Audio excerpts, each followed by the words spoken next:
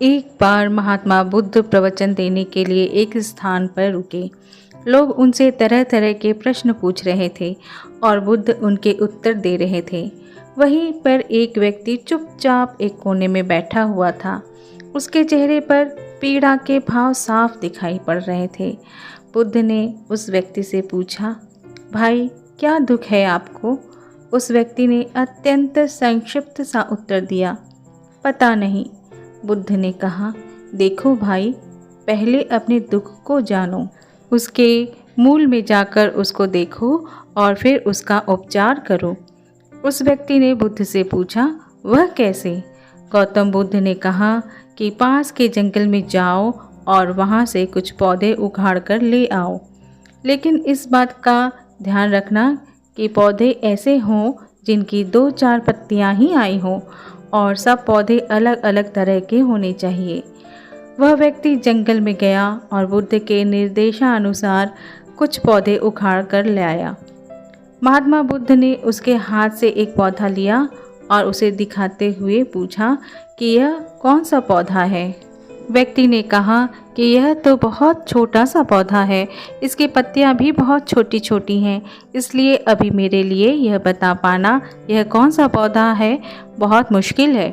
महात्मा बुद्ध ने कहा कि इस पौधे की जड़ों को ध्यानपूर्वक देखो और बताओ कि वहाँ क्या है।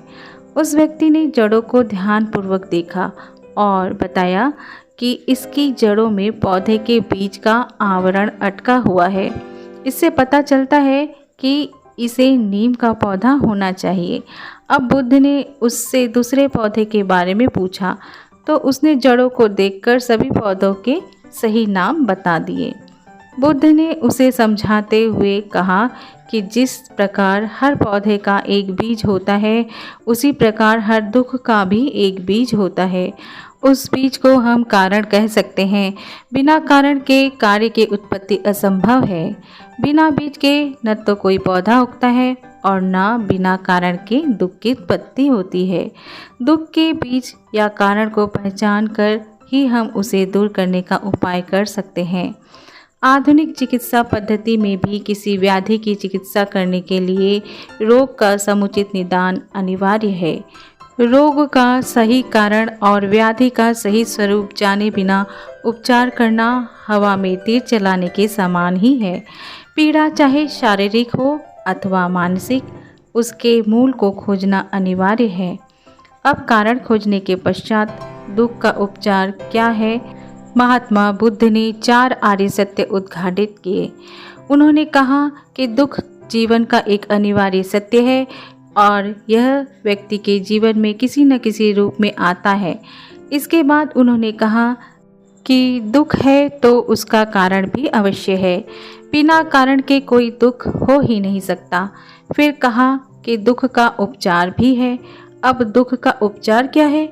बुद्ध ने कहा कि सम्यक मार्ग ही वास्तविक उपचार है।